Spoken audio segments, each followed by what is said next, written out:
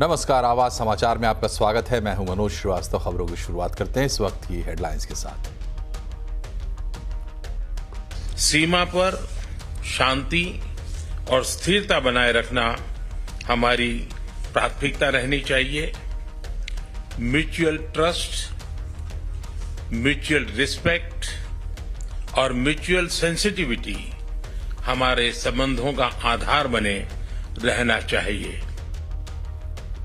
5 साल बाद भारत चीन रिश्तों में जमी बर्फ पिघली। कजान में शी जिनपिंग से पीएम मोदी की औपचारिक मुलाकात और बात। भारत चीन सीमा पर शांति और स्थिरता पर दिया जोर।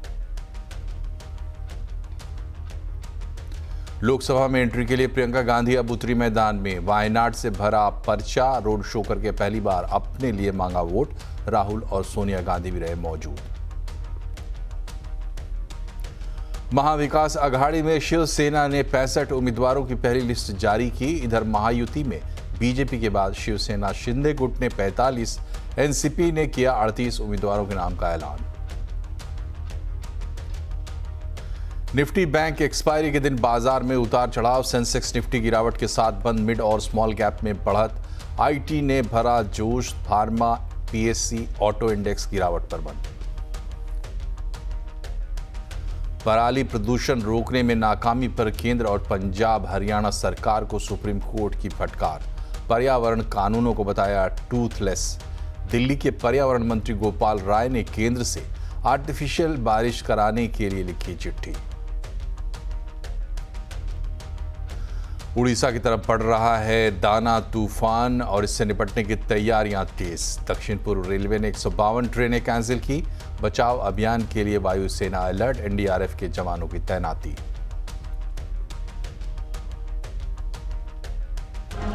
Three, two, one. That's a great moment. Moneycontrol Pro's के पेड सब्सक्राइबर 10 लाख के पार। 5 करोड़ से ज्यादा यूनिक विजिटर्स के साथ मनी कंट्रोल बना नंबर 1। इकोनॉमिक्स टाइम्स के मुकाबले करीब 30% बढ़ा।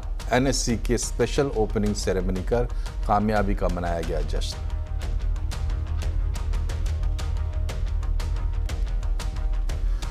आखिर कजान में ब्रिक्स समिट के साइड लाइन पर प्रधानमंत्री नरेंद्र मोदी और चीन के राष्ट्रपति शी जिनपिंग के बीच रिश्तों में जमी बर्फ पिघल गई। 5 साल बाद दोनों एक दूसरे से गर्मजोशी के साथ मिले। प्रधानमंत्री मोदी ने यह भी कहा कि आगे भी चर्चा जारी रहेगी और रिश्तों को सकारात्मक तौर से आगे बढ़ाने के लिए कोशिशें जारी रहेंगी। प्रधानमंत्री मोदी ने सीमा विवाद पर बनी सहमति का स्वागत किया। उन्होंने ये भी कहा कि सीमा पर शांति और स्थिरता हमारी प्राथमिकता होनी चाहिए। आपसे मिलकर खुशी है और जैसा आपने कहा 5 साल के बाद हमारी ये फॉर्मल मीटिंग हो रही है। हमारा मानना है कि भारत और चीन के संबंधों का महत्व केवल हमारे लोगों के लिए ही नहीं, लेकिन वैश्विक शांति, स्थिरता और प्रगति के लिए भी हमारे संबंध बहुत अहम है। एक्सेलेंसी, सीमा पार पिछले 4 वर्षों में उत्पन्न हुए मुद्दों पर बनी सहमति का हम स्वागत करते हैं। सीमा पर शांति और स्थिरता बनाए रखना हमारी प्राथमिकता रहनी चाहिए। म्यूचुअल ट्रस्ट, म्यूचुअल रिस्पेक्ट और म्यूचुअल सेंसिटिविटी हमारे संबंधों का आधार बने रहना चाहिए। आज इन सभी विषयों पर बात करने का अवसर मिला है। मुझे विश्वास है कि हम खुले मन से बातचीत करेंगे और हमारी चर्चा कंस्ट्रक्टिव होगी। वहीं चीन के राष्ट्रपति शी जिनपिंग ने कहा कि वो प्रधानमंत्री मोदी से कजान में मिलकर काफी खुश हैं। उन्होंने ये भी कहा कि भारत और चीन काफी पुराने देश हैं और एक दूसरे के सहयोगी रहे हैं। आज भारत और चीन मेजर डेवलपिंग इकोनॉमी है और दुनिया में आज दोनों देश एक दूसरे के साथ मिलकर लोकतंत्र को मजबूत करने के लिए काम कर सकते हैं। आपसी विवाद को बातचीत से सुलझाना चाहिए। We are both at a crucial phase in our respective modernization endeavors. It best serves the fundamental interests of our two countries and two peoples for both sides to keep to the trend of history and the right direction of our bilateral relations. It's important for both sides to have more communication and cooperation, properly handle our differences and disagreements, and to facilitate each other's pursuit of development aspirations. और हमारे साथ पूर्व diplomat Anil Trigunayat हैं। अनिल जी, आपका बहुत बहुत स्वागत है CNBC आवाज़ पर। एक ख़ास किस्म की वैश्विक परिस्थितियां हैं और पिछले कुछ 1 सप्ताह से आप कहें जो डेवलपमेंट्स हमने देखे हैं उसका कल्मिनेशन मोदी जिनपिंग की मुलाकात, क्या समझ पा रहे हैं इसमें? देखिए, पिछले 4 साल से भारत और चीन के बीच संबंधों में बहुत खटास आ गई, कड़वाहट है और दोनों एक दूसरे के सामने आमने eyeball to eyeball खड़े हुए हैं बॉर्डर के ऊपर में।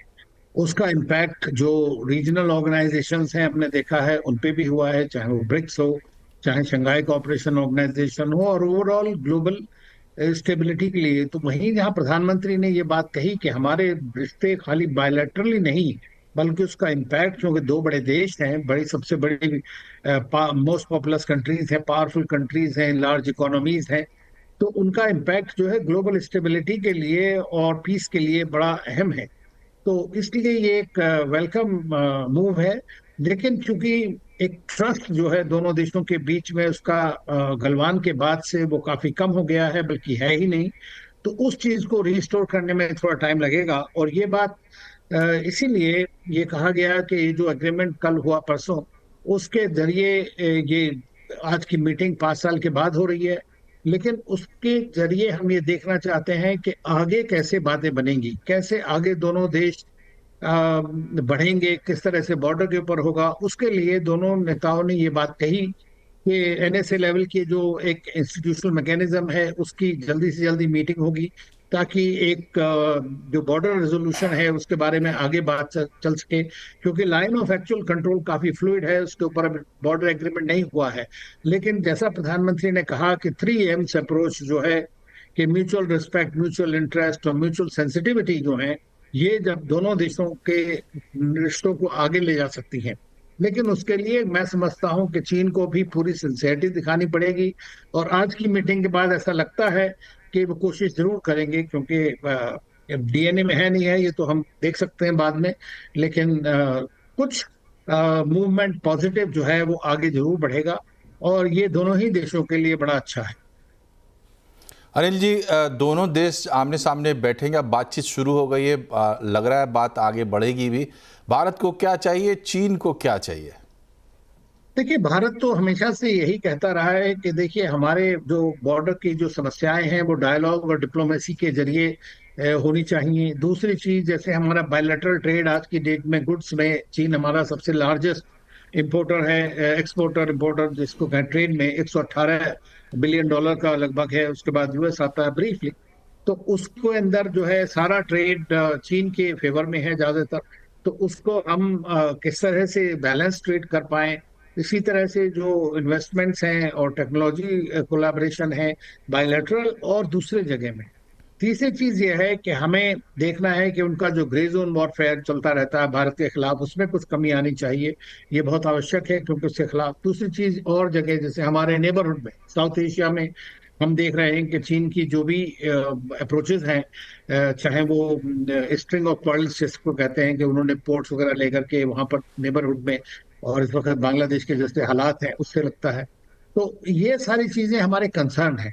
लेकिन जब हमारी इंस्टीट्यूशनल मैकेनिज्म्स चलती हैं, जब मीटिंग्स फॉरेन मिनिस्टर NSA के लेवल पे कंटिन्यू रहती हैं, दूसरे ऑफिसर्स लेवल पे होती रहती हैं, तो आपको ये जो समस्याएं हैं इनके बारे में बात करने का मौका मिलता है। तो मैं समझता हूं कि आज जो बात हुई प्रधानमंत्री मोदी और प्रेसिडेंट शी जिनपिंग के बीच में, और 21वीं मेरे ख्याल से मीटिंग है उनकी, तो ये जरूर दर्शाती है कि अब जो आगे का जो हमारी मीटिंग्स हैं वो बॉर्डर वाली ही नहीं, क्योंकि बॉर्डर वाली तो चलती रही लगातार, उसके जरिए कुछ समस्याएं जो मेजर हैं, फंडामेंटल इश्यूज हैं, स्ट्रक्चरल इश्यूज हैं दोनों देशों के बीच में, उसके लिए जरूर किसी ना किसी हद तक कुछ आगे बढ़ेगा।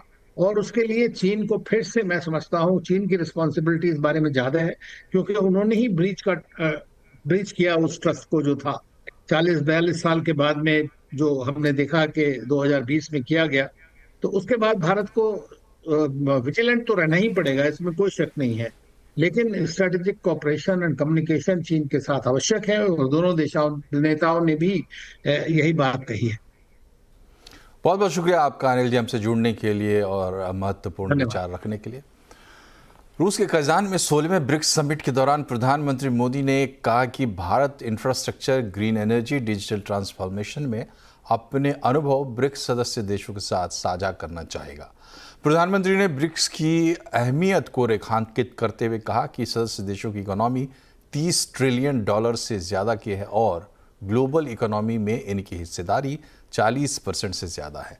प्रधानमंत्री ने मौजूदा वक्त में युद्ध, विवाद, अनिश्चितता, क्लाइमेट चेंज और आतंकवाद का उल्लेख किया। उन्होंने कहा कि ऐसे वक्त में ब्रिक्स देशों को शांति और जनहित का संदेश देना चाहिए। प्रधानमंत्री ने कहा कि इंफ्रास्ट्रक्चर पर ब्रिक्स देशों में काफ़ी काम हो रहा है। ब्रिक्स के सभी देशों में इंफ्रास्ट्रक्चर के निर्माण पर विशेष रूप से बल दिया जा रहा है। भारत में मल्टी मॉडल कनेक्टिविटी को तेजी से बढ़ाने के लिए हमने गति शक्ति पोर्टल बनाया है। इससे इंफ्रास्ट्रक्चर विकास के लिए इंटीग्रेटेड प्लानिंग और इम्प्लीमेंटेशन में मदद मिली है और लॉजिस्टिक कॉस्ट कम हुई है। हमारे अनुभव आप सभी के साथ साझा करने में हमें खुशी होगी। तो ब्रिक्स की खबरों के बाद चलिए आते हैं देश में वापस और बात करते हैं चुनावी खबरों की। प्रियंका गांधी ने वायनाड लोकसभा सीट से नामांकन दाखिल किया है। उनके साथ सोनिया गांधी, राहुल गांधी और कांग्रेस अध्यक्ष मल्लिकार्जुन खड़गे भी थे। राहुल गांधी के वायनाड सीट छोड़ने की वजह से इस सीट पर उपचुनाव हो रहा है। प्रियंका गांधी वायनाड से कांग्रेस की तरफ से पहली बार चुनाव लड़ रही हैं। वायनाड में 13 नवंबर को वोट डाले जाएंगे। प्रियंका गांधी ने वायनाड में रोड शो किया। प्रियंका गांधी ने पहली बार अपने लिए लोगों से वोट मांगा। I was saying that it has been 35 years since I have been campaigning for different elections. This is the first time that I am campaigning for your support for myself. Maharashtra विधानसभा चुनाव के लिए महाविकास आघाड़ी में सीटों पर सहमति बन गई है। 270 सीटों पर तीनों दलों में करार हो गया है। शिवसेना यूबीटी गुट ने उम्मीदवारों की पहली लिस्ट भी जारी कर दी है। अभी 65 उम्मीदवारों के नाम का ऐलान हुआ है। महाराष्ट्र के चुनाव में क्या बन रहे हैं समीकरण, आज चुनाव अड्डा में इसी पर होगी बड़ी चर्चा। शाम 7:57 पर।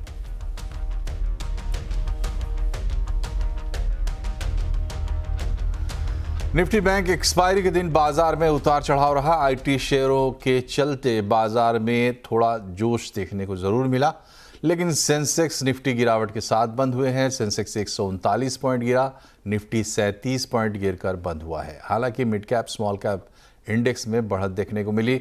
स्टॉक्स को लेकर बाजार में क्या हाल चल रही है, इसकी डिटेल्स लेते हैं कंचन नौटियाल से। अब चलिए बताते हैं कि बाजार में 6 महीने से जो करेक्शन चल रहा है वो महसूस अभी हो रहा है। ये कहना है प्राइम सिक्योरिटीज़ के एमडी एन जय कुमार का। सीएनबीसी आवाज़ से खास बातचीत में एन जय कुमार ने कहा कि रेलवे, पीएसयू जैसे कई सेक्टर्स में करेक्शन दिखा है। सेंस मार्केट थोड़ा यूफोरिया में चल रहा था, लेकिन अगर आप इंडेक्स की तरफ देखोगे तो इंडेक्स में इतनी कटौती हुई नहीं है। इंडेक्स वाइज ऊपर से 5-6% है, विच इज़ नाउ स्टॉक्स में 25 से 40% का फॉल देखने को मिला है। सो नॉर्मली बुल मार्केट का ये साइन होता है कि पीपल्स पोर्टफोलियोज, एक्चुअली अगर आप देखोगे 6 महीने से ही करेक्शन चला आ रहा है। Portfolios are down 25 to 30% even over a 6 month period. पहले ऐसा नहीं था कि अगर ख़राब रिजल्ट होते थे तो 2-3% में निपटता था, फिर बाय ऑन डिप्स के बेसिस में लोग खरीद लेते थे। यहाँ पर क्या देख रहे हैं कि even if the results are reasonable, markets are falling. तो इट शोज़ कि, और जनरली अगर आप मार्केट के लोगों से पूछो, at least some of the HNIs, most of them were saying कि हमारा वो इन्वेस्टेबल सरप्लसेस बंद सा हो गया था। So the liquidity was already drawing up. Plus ये जो सेबी के कर्व्स आए हैं कि एक्सचेंजेस में क्या क्या स्टॉक्स मार्जिन के तौर पे यूज़ कर सकते हैं, क्या क्या स्टॉक्स नहीं यूज़ कर सकते हैं, वो लिस्ट जो है इतनी छोटी हो गई थी कि a lot of the mid cap which were being funded on by brokers और by people in the market, वो ineligible हो गए। I think this correction is good. It's been far more brutal than we thought. But अभी correction feel हो रहा है, पहले feel नहीं हो रहा था। पोर्टफोलियोज में लोगों को उनको लग रहा था कि एक स्टॉक नहीं चला तो दूसरा चल जाएगा, but right now even the winners are facing headwinds. Diwali मौका होता है शुभ निवेश का। इस खास मौके के लिए हम आपके लिए लेकर आए हैं कुछ विस्फोटक निवेश आइडियाज़, ब्रोकरेज की कुछ ऐसी टॉपिक्स जो आपके पोर्टफोलियो को समृद्धि और रोशनी वाला बना देंगी।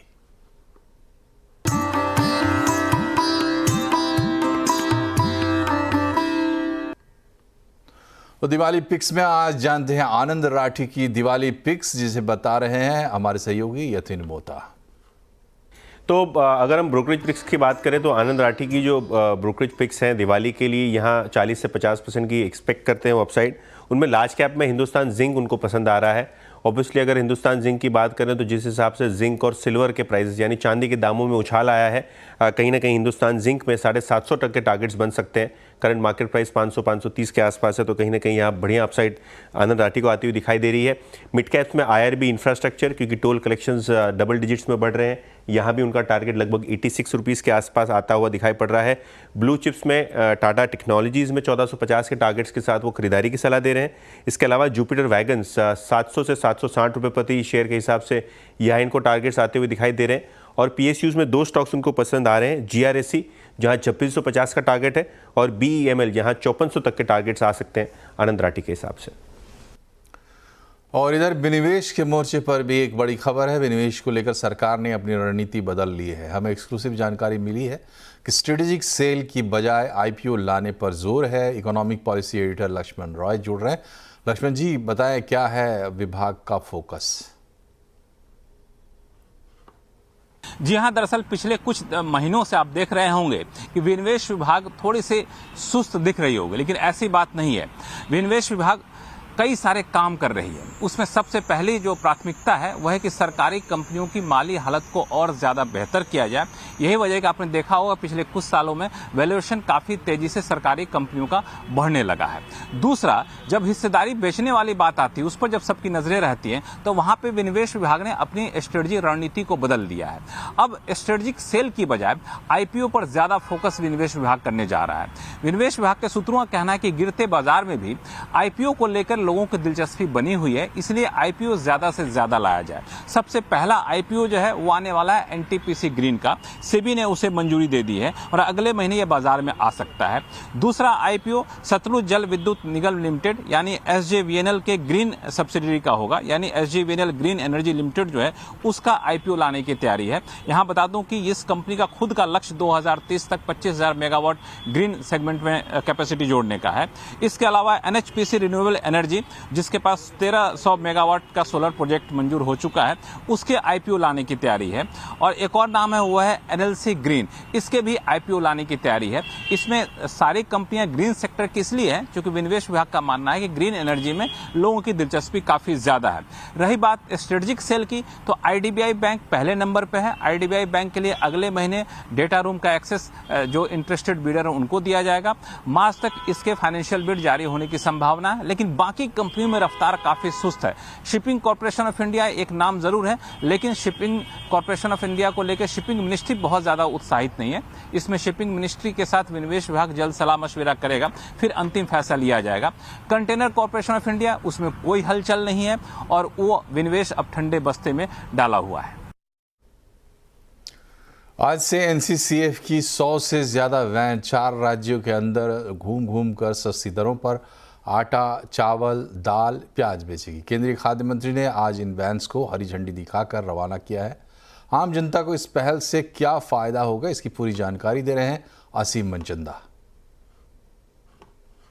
त्योहारों की शुरुआत हो चुकी है, लेकिन इसके साथ साथ कई कमोडिटीज के ऊपर प्रेशर दिखाई दे रहा है, कमोडिटीज के दाम बढ़ रहे हैं। तो आम जनता को राहत दिलाने के लिए सरकार ने इस तरह की वैन चलाने का फैसला किया है।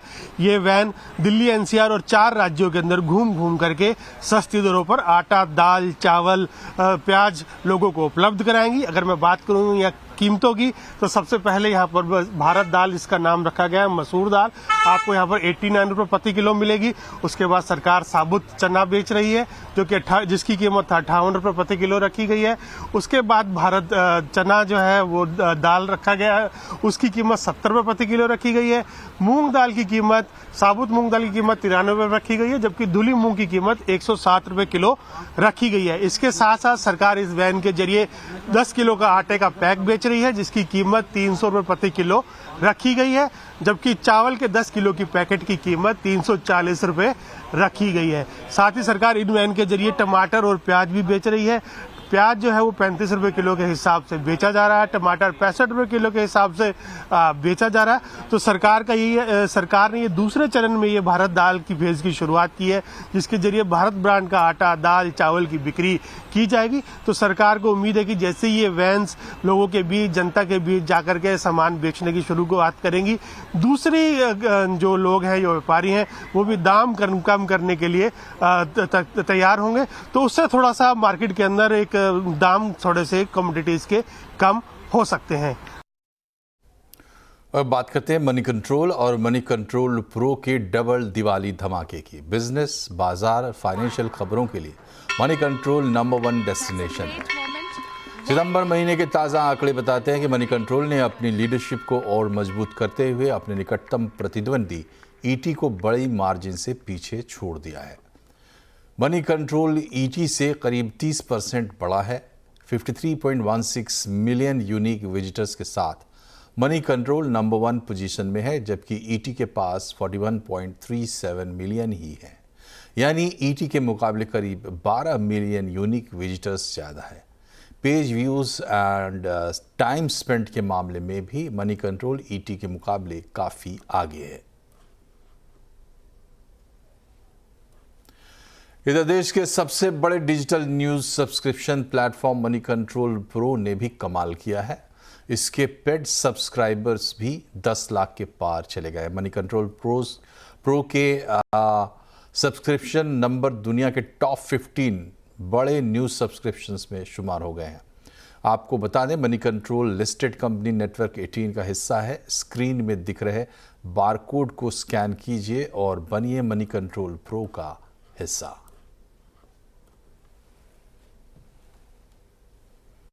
आ रहा है निवेश का सबसे बड़ा त्योहार। मोरा ट्रेडिंग के लिए सीएनबीसी आवाज रहेगा तैयार देश के सबसे बड़े मार्केट एक्सपर्ट्स के साथ, जो आपको बताएंगे मुनाफे वाले ट्रेड्स और वेल्थ क्रिएशन वाले स्टॉक्स, जिससे संवत 2081 में आप बने समृद्ध और खुशहाल। देखिए मोरा ट्रेडिंग सिर्फ सीएनबीसी आवाज पर।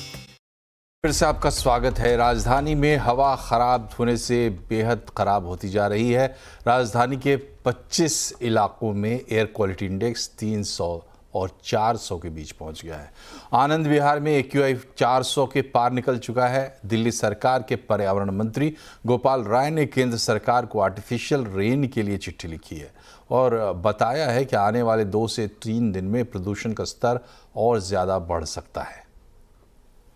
सरकार की तरफ से हमने डिपार्टमेंट्स को भी अलर्ट किया है कि जिस तरह से विंड स्पीड और डायरेक्शंस दोनों जो है वो चेंज हो रहे हैं, ऐसे में जो पराली का प्रभाव था धुएं का, वो आगामी 2-3 दिनों के अंदर और वो बढ़ सकता है। ओडिशा के पुरी बीच पर चक्रवाती तूफान दाना कभी भी टकरा सकता है। तूफान को लेकर अगले 24 घंटे बेहद महत्वपूर्ण बताए जा रहे हैं। मौसम विभाग ने बंगाल, ओडिशा समेत कई राज्यों में 24-25 अक्टूबर को भारी बारिश होने की संभावना जताई है। तूफान के संकट के चलते पुरी बीच को खाली करा दिया गया है। दाना तूफान की गति 100 से 110 किलोमीटर प्रति घंटे की हो सकती है और इसी स्पीड से तट से टकराने की आशंका है। तूफान दाना को लेकर रेलवे ने 150 से ज़्यादा ट्रेनें रद्द की हैं। होटलों की बुकिंग 4 दिन के लिए रोक दी गई है। ओडिशा के 14 जिलों के सभी स्कूल कॉलेजों की 25 अक्टूबर तक छुट्टी कर दी गई है। साइक्लोन दाना का असर पश्चिम बंगाल से लेकर उड़ीसा, बिहार और झारखंड तक दिख सकता है। और इसी के साथ बुलेटिन में फिलहाल इतना ही, लेकिन खबरों पर अपडेट रहिए, जुड़े रहिए CNBC आवाज़ से हमारे सोशल मीडिया हैंडल्स के जरिए। नमस्कार।